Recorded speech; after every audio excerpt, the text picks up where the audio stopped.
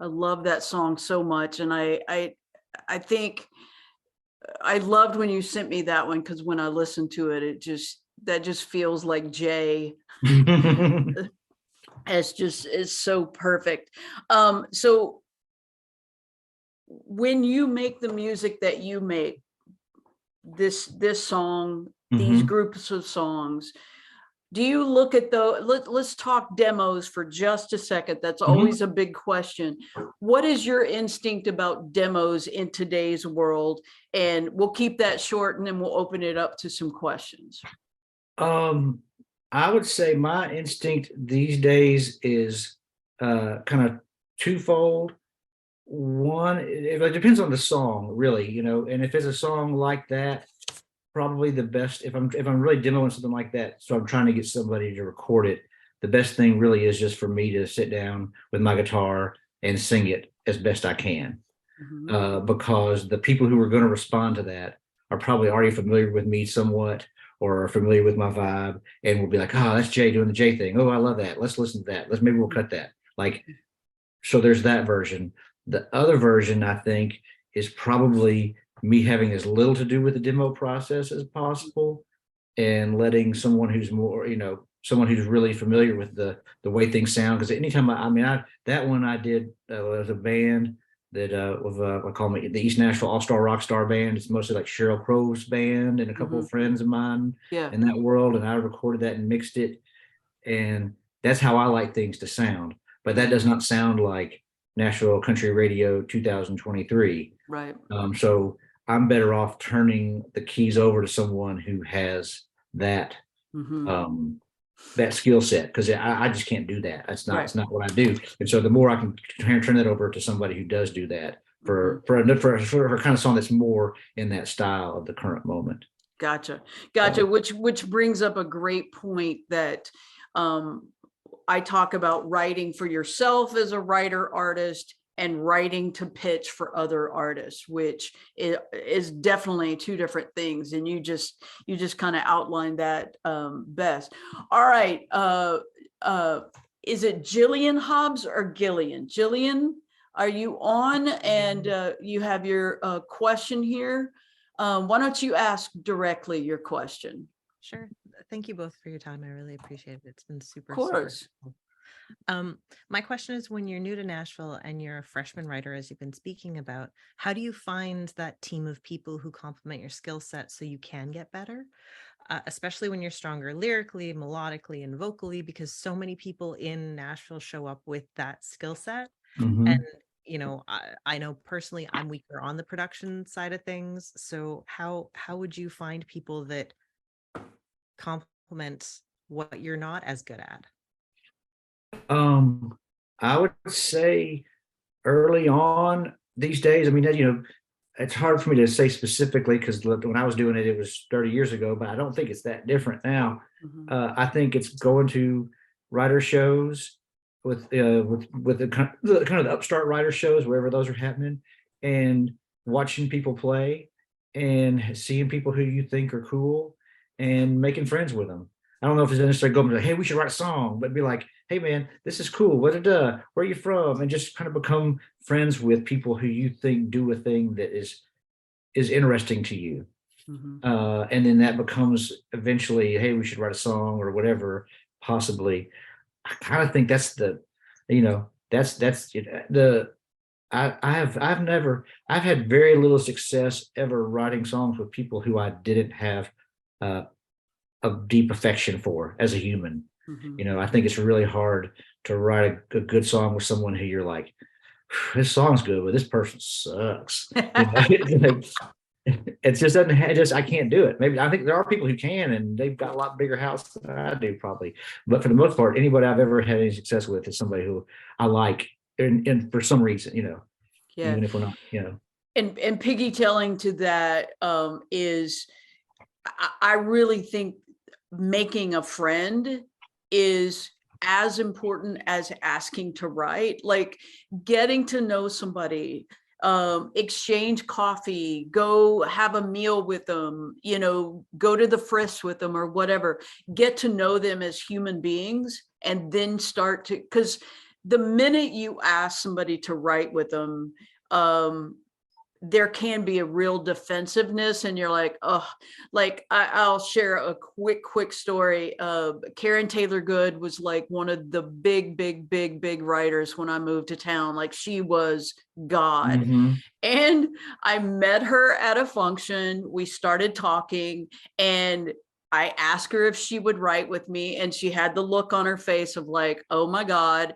And she was like, yeah, here's my fax number. That's how long ago. Here's my fax number. And send me an idea or something. Cause I said I'm more of a lyric person. I send her 24 pages of lyric ideas. I never heard from her. Too much, too soon. I didn't know her. She's never going to want to know me, because I was the girl that would, like, she opened the door a crack and I just went blowing in. I should have gotten to know her better. I was brand new to town, so I didn't know. And I'm one of these, I'm always trying to prove that I'm smart enough to be in the room. So I overdo everything.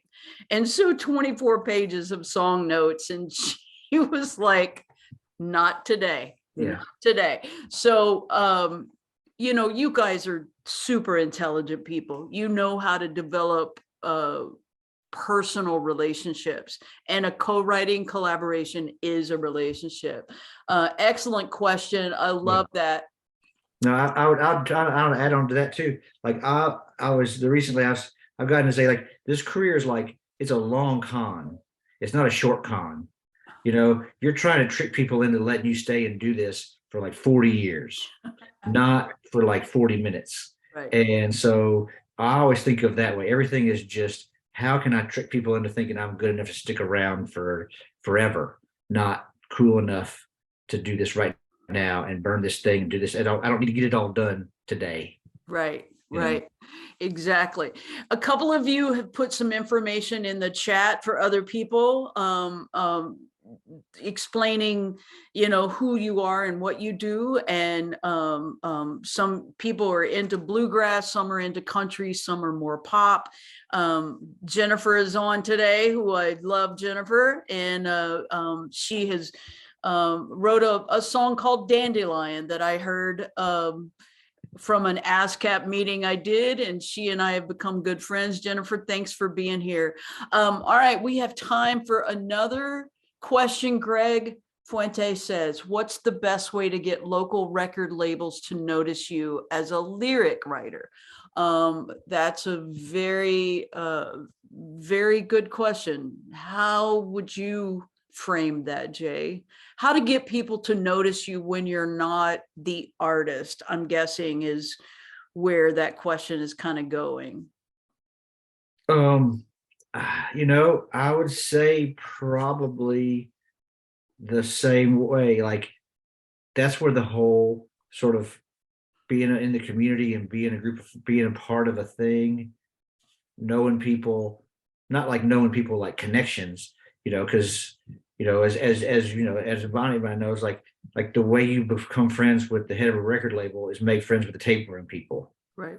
Because that's who it's going to be, and then you stick around. You're never going to like know the guy who's the guy when you show up, and if you do show up acting like you know the guy, then they'll be like, oh, there's a guy.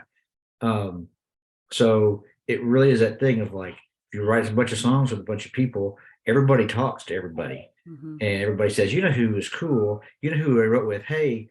And I've experienced it now as I've been writing with sort of this newer wave of people who've come to town. The way I've met more young people who've come to town is I'll write with, I wrote with Kaylee Bishop, and she says, who would be fun to write with is my friend Brian. So then I met Brian Sutherland. It's like, because she thought that Brian would be cool to write with me. And so that's how I know Brian, not because, and I think that's how all of those things get known and stuff, is just the advantage of the fact that it's such a collaborative town becomes that. So if you're just here doing it, people will know if you're good. Also, just being respectful of everyone. Ashley Gorley was the tape copy guy at Hamstein for the 4 years I was there. BJ Hill was the tape copy guy at Tracy Gershon Music. Every time I walked in that building, I went and sat back with BJ in the tape copy room and like, play me your new favorite songs. Because the tape copy guy at a company, and we don't even really have tape copy guys anymore, but What are they called, catalog managers yeah, now? Is that what they're catalog called? Yeah. managers. Same thing though. So they were handling all the songs handed in, making sure all the lyrics were copied correctly, all the data, metadata was inserted correctly. They knew every song. And I would go and sit with BJ Hill. You know, I didn't have the gumption to walk up at Tracy Gershon and introduce myself to her, but the tape copy guy and I hit it off. And I loved him, and I would get him to play me his favorite songs going on at the time. And when I moved over to Warner Chappell, BJ Hill had grown up to be an incredible publisher, and he's the one that signed me. So respecting people for who they are before they are who they're going to be, that's really important. Like, I knew that BJ Hill had an incredible ear for music. Ashley Gorley was just one of the hardest working guys ever, and he still is proving that over and over. And he was that way then.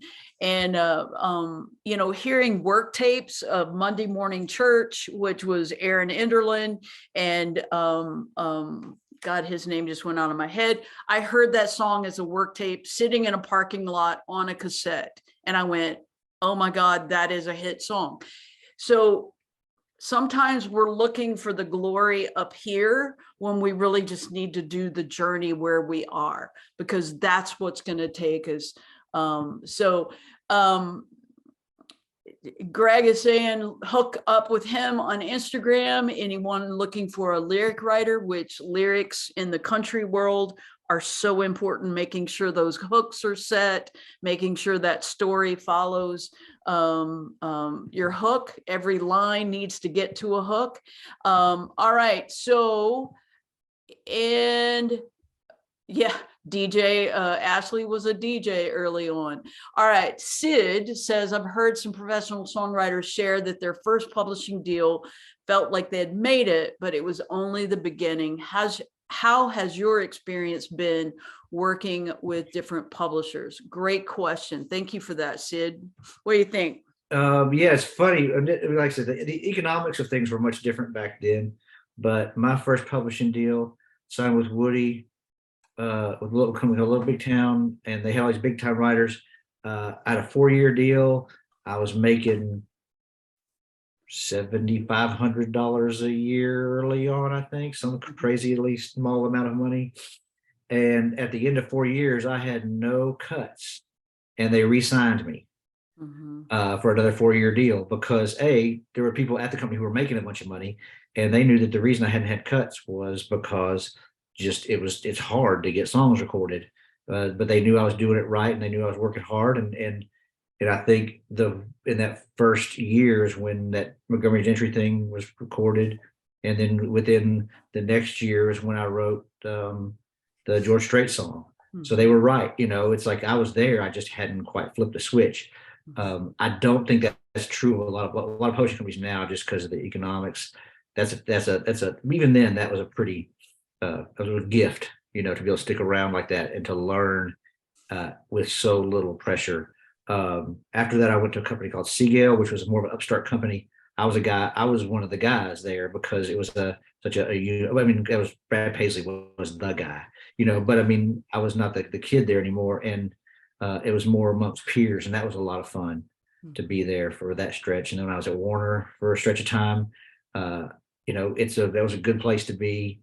But I got overwhelmed being in a big place like that at the time of my career, because I had not learned how to be obnoxious the way you need to be at a large company.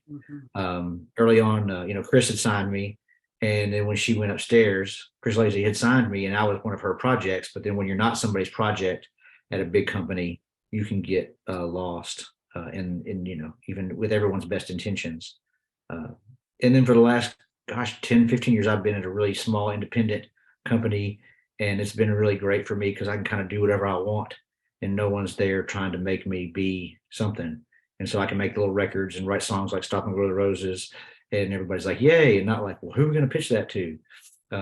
And so it's been very liberating creatively for me.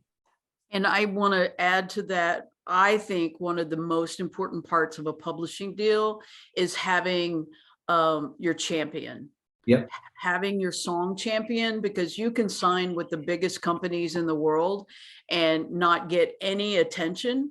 And that's just a very lonely feeling because it takes a whole team to really create success. Sid, that's a great question. Gustavo, hola, my friend. How are you? Wave at me. Hi, man. It's good to see you. Gustavo's on the other side of the world. Anyway, Wow. okay, so I'm gonna wrap this up, and I could go all day and talk all day. Is there any last comments from anyone that would like to have a Phil is saying thanks? Thank you, Phil, for being here. Really appreciate it. Deborah Ryan is here. Hey, Deborah. And Robin is here. I mean, Jody, we've got so many amazing people. Janine mentioned earlier, Robert Davies.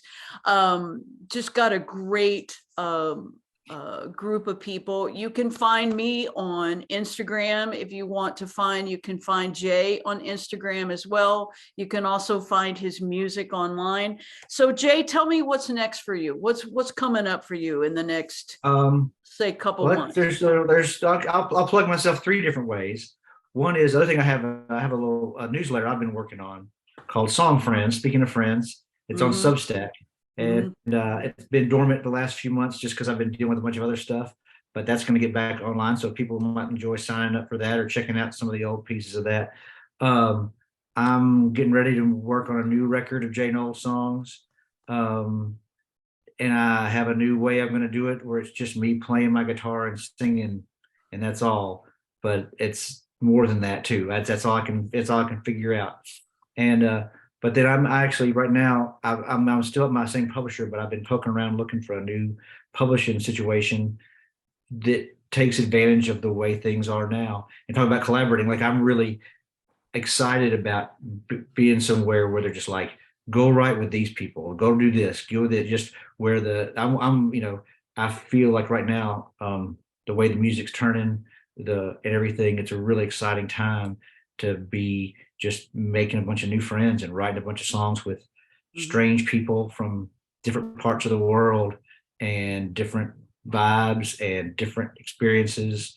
And that's kind of what I'm trying to find a place to be where that can be sort of the object, whether it's Spanish language writing songs or country stuff with country people or country stuff with pop. I just want to just do all of it, in a way that for every day's a new adventure. That's kind of got me excited about this job. That's awesome. Yeah, please get in touch.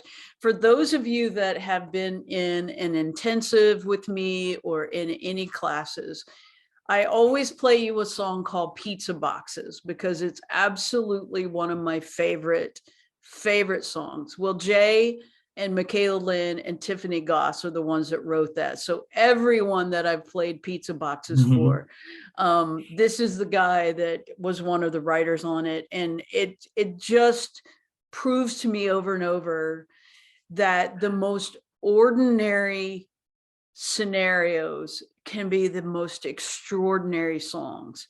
And Pizza Boxes, which I'm going to play as we all get ready to go, is just talking about helping a friend out when they're going through something. And I probably will cry again when I play it.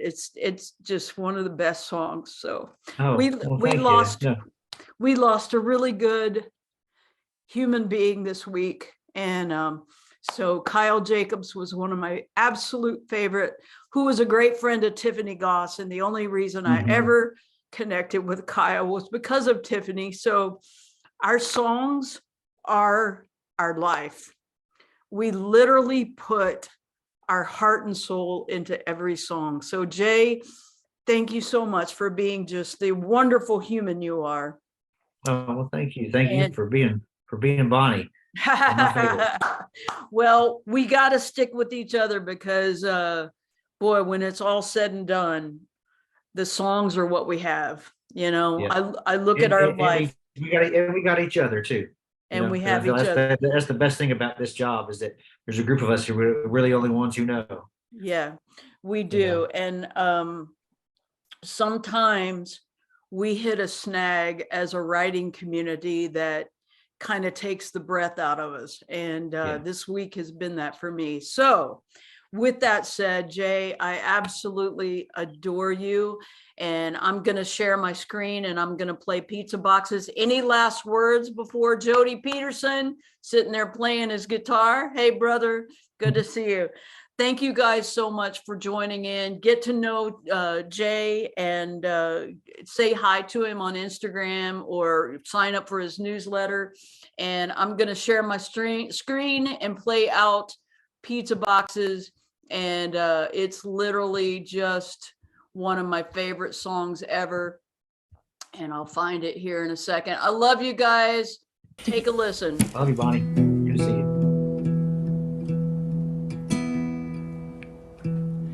I wish there was something I could do to help with the hurt you're going through. I know the shit can sure pile up sometimes, and I know how a broken heart likes it alone and in the dark. And even so, I decided I'd stop by. And while I'm here, I'm hoping it's alright. I can start with the pizza boxes, maybe do a few loads of laundry. We'll watch a few episodes of The Office, and I'll hang out as long as you want me. I'll crack a window and let some air in, or maybe just hold your hand and listen. This pain you're feeling, I'm sorry I can't stop it, but I can start with the pizza boxes. It's cool if you just ain't ready yet to think about dealing with this mess, and it's too soon to think about letting go. You can stay curled up on the couch, leave all the rest to me for now. Where do you keep the broom? Never mind, I know. I can start with the pizza boxes, maybe do a few loads of laundry. We'll watch a few episodes of The Office, and I'll hang out as long as you want me. I'll crack a window and let some air in, or maybe just hold your hand and listen. This pain you're feeling, I'm sorry I can't stop it, but I can start with the pizza boxes.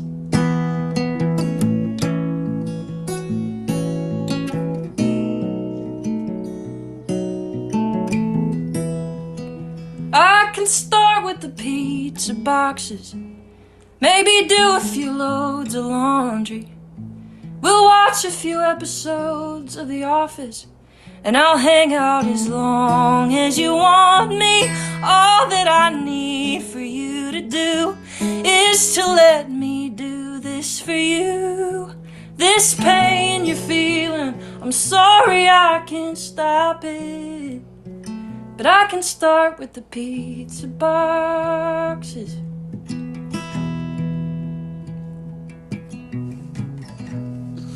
Bye, guys. Have a great Sunday. I love you so much. Stay in touch. Bye. Thanks, Bonnie. Bye, Jay. Thank you. Talk to you soon. Be well, everybody.